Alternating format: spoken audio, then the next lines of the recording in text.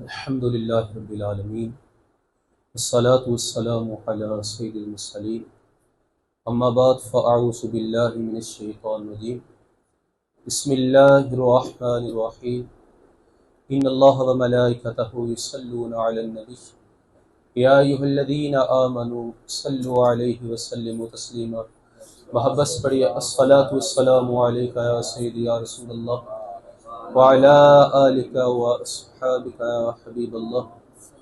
अस्सलातु वस्सलामु अलैका या नबीयल्लाह व अला आलिका व अस्हाबिका या नूरल्लाह। हम्दो सलात के बाद मुअस्सिस व मुकर्रम सामीन कराम, 28 और रमज़ान मुबारक का आज रोज़ा है और आज की गुफ्तगू का उन्वान वक्त की अहमियत के मुताल्लिक़ कुछ बातें होंगी। अल्लाह रब्बुल इज़्ज़त हम सब को वक़्त की कदर करने की तौफ़ीक़ अता फ़रमाए। इंसान जब ज़िंदगी गुजारता है तो ज़िंदगी गुजारते गुजारते बाद दफ़ा बंदे को बीमारी आ जाती है। हर शख्स ज़िंदगी में किसी न किसी वक्त बीमार हो जाता है और आपने देखा होगा जब बीमार होता है तो बीमारी के बाद अल्लाह दोबारा सेहत अता फरमा देता है। कभी इंसान का कारोबार में नुकसान होता है, आपने देखा होगा नुकसान लॉस होने के बावजूद बंदा दोबारा बाद दफ़ा स्टैंड हो जाता है। माल का नुकसान पूरा हो जाता है, बीमारी आ जाए दोबारा सेहत मिल जाती है।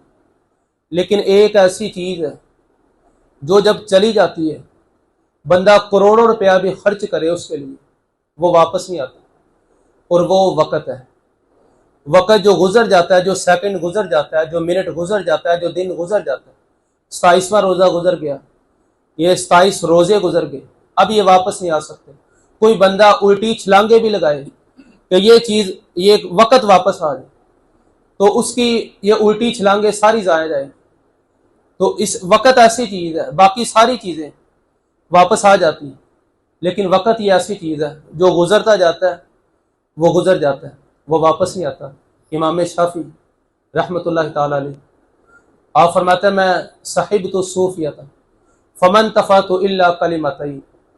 रिसाला कुशैरिया के अंदर इमाम कुशैरी ने लिखा है, आप फरमाते हैं इमाम शाफी फरमाते हैं कि मैं सूफिया की मजलिस में बैठा। आप फरमाते हैं सारी ज़िंदगी मैंने सूफिया से 2 सबक पढ़े सारी ज़िंदगी। पहला सबक इमाम शाफी फरमाते हैं जो मैंने सूफिया से, अल्लाह वालों से सीखा। आप फरमाते हैं कि अल्लाह वालों ने मुझे बताया अल वक्तु सैफुन कातियुन। अल्लाह वाले कहते हैं कि जो वक़्त है ये काटने वाली तलवार है।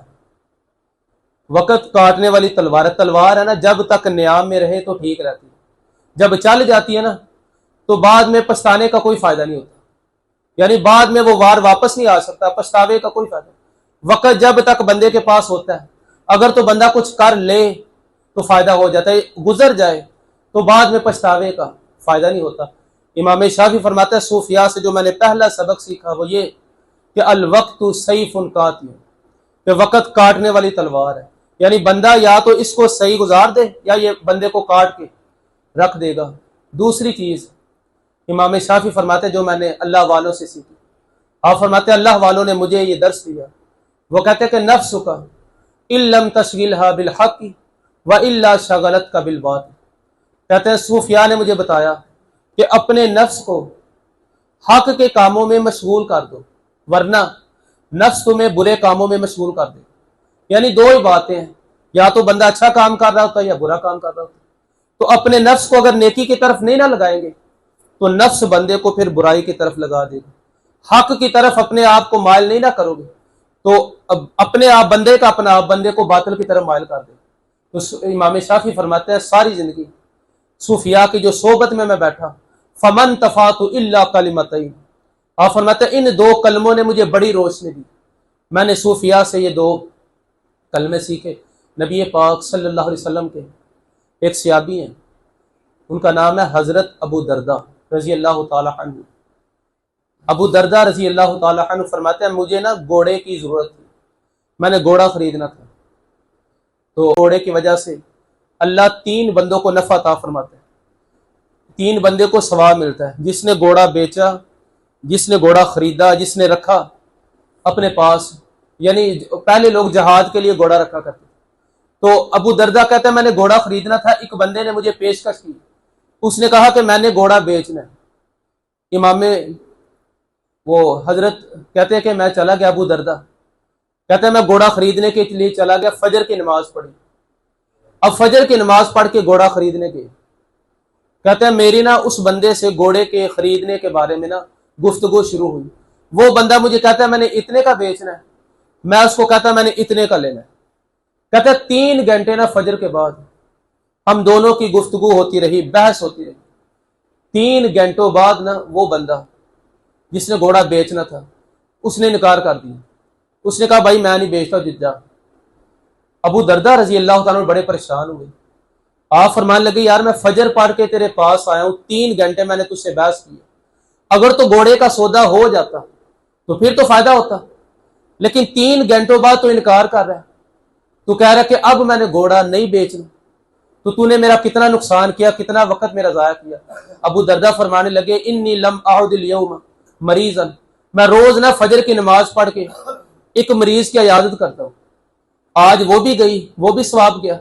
आप फरमाते हैं इन्नी लम आउदिल यौम मिस्कीनन, आप फरमाते हैं रोज मैं मिस्कीन को खाना खिलाता हूँ फजर के बाद, वो भी नेकी गई। वलम उसल्ली दुहा, आप फरमाते हैं रोज मैं इशराक पढ़ता हूँ, आप फरमाते हैं वो भी गई।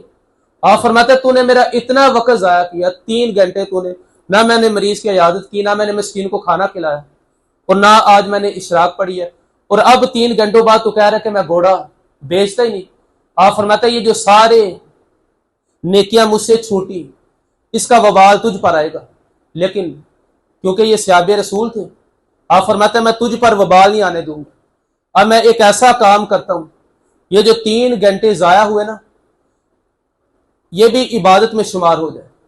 आप फरमाने लगे कि हमारे नबी, हमारे आका मौला मोहम्मद मुस्तफ़ा सल्लल्लाहु अलैहि वसल्लम की शरीयत में अगर कोई बंदा निस्फ नहार से पहले पहले रोजा रख ले, यानी जवाल से पहले पहले नफली रोजे की नियत कर ले, उस बंदे ने कुछ खाया ना हो, पिया ना हो, एक बंदा सुबह उठता है उसने कुछ नहीं खाया, कुछ नहीं पिया, अगर वो जवाल के वक्त से पहले पहले नफली रोजे की नियत कर लेना, उसका रोजा हो जाता है। अबू दर्दा कहते हैं अब मैं ऐसा करता हूं कि अभी क्योंकि मैंने कुछ खाया पिया नहीं, तो अभी जवाल का वक्त भी नहीं हुआ, उससे पहले पहले अब मैं नफली रोजे की नियत कर लेता हूं।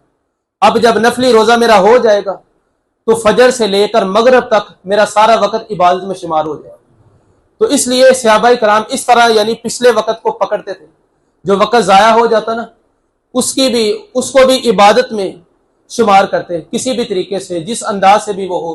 तो ये सहाबाए कराम वक्त की कदर किया करते थे। आज मोबाइल के ऊपर 2-2, 4-4, 5-5, 6-6 घंटे नौजवान गुजारते हैं, आज गुजारते हैं क्योंकि जवानी है और मोबाइल पास है, और उनको नहीं पता ये हमारा कितना वक्त जाया हो रहा है, और उनको नहीं पता कितनी एनर्जी जाया हो रही है। ये तो बाद में पता चलता है ना, जब बंदा बूढ़ा होता है या जब बंदे के पास, बंदे के कंधों के ऊपर एक बोझ पड़ जाता है खानदान का, फिर बंदा कहता है यार मेरे पास वक्त होता तो काश मैं ये कर लेता, मैं ये कर लेता। तो आज वक्त की कदर करना ये मुसलमानों के लिए इंतहाई जरूरी है। हमारे सैयदना उमर फारूक रजी अल्लाह ताला फरमाया करते थे, आप फरमाया करते थे एक बंदे के पास सारी दुनिया हो, ये नहीं कि एक मुल्क हो, सारी दुनिया के खजाने एक बंदे के पास हो। और हदीस के लफ्ज है कि मिन अव्वलिहा इला आखिरिहा, दुनिया के शुरू से लेकर आखिर तक एक बंदे के पास दुनिया के खजाने हो, फिर उस बंदे को मौत आ जाए, सुम्मा जाअहुल मौत, फिर उस बंदे का ना मौत का वक्त करीब आ जाए, हालांकि उसके पास बड़ी दौलत है। आप फरमाते जब मौत का वक्त करीब आएगा ना, तो उस वक्त वो सोचेगा, वो कहेगा यार मैंने तो सारी जिंदगी जाया की, मैंने तो सारा वक्त जाया किया, इस माल को मैंने क्या करना है कि मेरी आंखें अभी बंद होंगी, अभी ये सारा माल तो अलग हो जाएगा मुझसे। आप फरमाता है उस वक्त बंदा कहेगा लई सफी यदिही शैउन, मौत का वक्त आया, वो कहेगा यार मेरे हाथ में तो कुछ नहीं, तो क्या फायदा जो मैं पूरी यानी दुनिया मेरे पास थी, तो इसलिए मुझे इसका क्या फायदा। तो अगर वही वक्त अगर बंदा किसी अल्लाह और उसके रसूल की याद में नेकी में गुजारेगा, तो फिर मरते वक्त उस बंदे को खुशी होगी कि मैंने अपना वक्त जाया नहीं किया। जो बंदा वक्त जाया करे उसके पास सारी दुनिया का भी माल हो, तो उस बंदे को फ़ायदा नहीं देता। नबी पाक सल्लल्लाहु अलैहि वसल्लम ने एक बड़ी खूबसूरत हदीस सहाबा कराम की तरबियत के लिए, सहाबा कराम की तरबियत के लिए सुनाई, वो मैं सुना के अपनी बात को ख़त्म करूँगा। मेरे आका अलैहि सलाम ने सहाबा कराम को तरबियत फरमाने के लिए फरमाया सहाबा इग़्तनिम खम्सन क़ब्ल खम्सिन, फरमाया 5 चीज़ों से पहले गनीमत जानो। और फरमाया उनमें से पहली चीज़, फरमाया शबाबका क़ब्ल हरमिक, फरमाया ये जो जवानी है ना, अपनी जवानी को बढ़ापे से पहले गनीमत जानो। ये ना कहो कोई अब जवानी है और जवानी में उरूज होता है और जवानी के अंदर शायद ये मस्तानी का वक्त है, ये ना सोचो, बल्कि जवानी अगर है तो उसमें खूब नेकियां कर लो, उसके नेकियां बढ़ापे में काम आएगी। जब बंदा जवानी में कोई नेकी करता है, बढ़ापे में ना भी कर सके, तो उस जवानी की नेकियों का अल्लाह बढ़ापे में सवाब अता फरमाता है।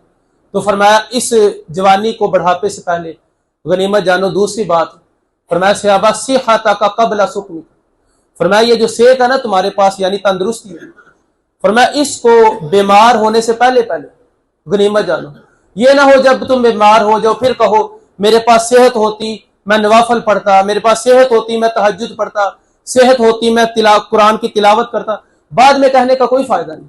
फरमाया अगर सेहत है तो उसको गनीमत जानो और उस वक्त जो कुछ करना है वो बीमारी आने से पहले पहले कर लो। तीसरी बात, फरमाया गिनाअका क़ब्ल फ़क़रिका, सरकार फरमाते हैं कि दौलतमंदी को फकीरी आने से पहले पहले गनीमत जानो।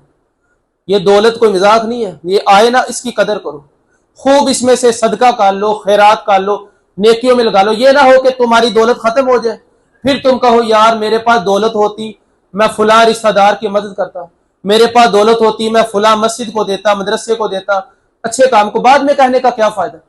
तो सरकार फरमाता है जब दौलत आए ना तो उसको गनीमत जानो, फकर आने से पहले पहले उस दौलत को खूब नेक कामों में खर्च करो ताकि तुम्हारे लिए आखिरत का ज़ख़ीरा बनता जाए। और चौथी चीज सरकार फरमाते हैं फिरागा का क़ब्ल शुग़लिका, फरमाया मसरूफ होने से पहले पहले अपने फारग वक्त को गनीमत जानो। ये ना कहो अब फारग वक्त है, अब मैं मोबाइल चला लूं, फारग वक्त है गपशप लगा लूं, फारग वक्त है फजूल कामों में गुजार दूं। अब ये ना कहो, क्योंकि बंदा जब मसरूफ होता है ना, जब बंदे के ऊपर एक खानदान का बोझ आता है तो फिर बंदे को वक्त नहीं मिलता। बाद में अगर बंदा कहे अब मेरे पास वक्त होता तो मैं कोई दीन सीख लेता, अब वक्त होता मैं कोई नेकी कर लेता, लेकिन बाद में कहने का कोई फायदा नहीं। सरकार ने फरमाया फिरागा क़ब्ल शुग़लिका, मसरूफ होने से पहले पहले अगर तुम्हारे पास फारिग वक्त है उसको गनीमत जानो। और 5वीं और आखिरी नसीहत सरकार ने सहाबा को की, फरमाया हयातका क़ब्ल मौतिक, फरमाया सहाबा अगर जिंदगी हो, अगरचे गरीबी हो, अगरचे बीमारी हो, जिंदगी तो है ना, सांसें तो चल रही है, नब्ज़ तो चल रही है ना। मेरे आका अलैहिस्सलाम फरमाते जो जिंदगी है ना इसको मौत से पहले पहले गनीमत जानो, क्योंकि जब मौत आ गई फिर तुम जितना मर्जी सोचो कि अब मैं 2 नफल पढ़ लूं, अब मैं तिलावत कर लूं, फिर तो नहीं ना हो सकता। तो सरकार फरमाता है जिंदगी हो बीमारी सही, जिंदगी हो गरीबी सही, मुआशी परेशानी से, जिंदगी तो है ना। तो सरकार फरमाता है ये जो जिंदगी है इसको भी मौत से पहले पहले गनीमत जानो। ये खूबसूरत अल्फाज मेरे आका अलैहिस्सलाम के एक एक लफ्ज ये सोने के पानी से लिखने के काबिल है और इसको पढ़ने के काबिल है। मेरे आका अलैहिस्सलाम ने इसे एक एक लफ्ज की सहाबा कराम को नसीहत फरमाई और वक़्त की अहमियत को बयान किया। बूढ़े बंदे ये ना कहें कि हम जवान होते तो ये करें, बल्कि वो ये समझे बूढ़े लोग कि हमारे पास जवानी नहीं तो जिंदगी तो है ना। तो इस तरह जवान लोग जो है वो ये ना कहें कि बूढ़े होंगे तो, बल्कि वो जवानी को गनीमत जाने, बूढ़े लोग बढ़ापे को गनीमत जाने, बीमार लोग हैं वो बीमारी को गनीमत जाने, क्योंकि मौत तो अभी नहीं ना आई। तो ये हुजूर अलैहिस्सलाम ने सहाबा कराम की तरबियत फरमाई। इमाम शाफी फरमाते हैं कि मैंने जो सूफिया से सबक सीखा वो यही है, अल वक्त सैफुन कातिल, बंदा वक़्त की कदर करे तो ठीक है, वरना वक़्त बंदे को काट के रख देता है। अल्लाह हम सबको वक़्त के एक एक लम्हे की कदर करने की तौफीक अता फरमाए। वमा अलैना इल्लल बलागुल मुबीन।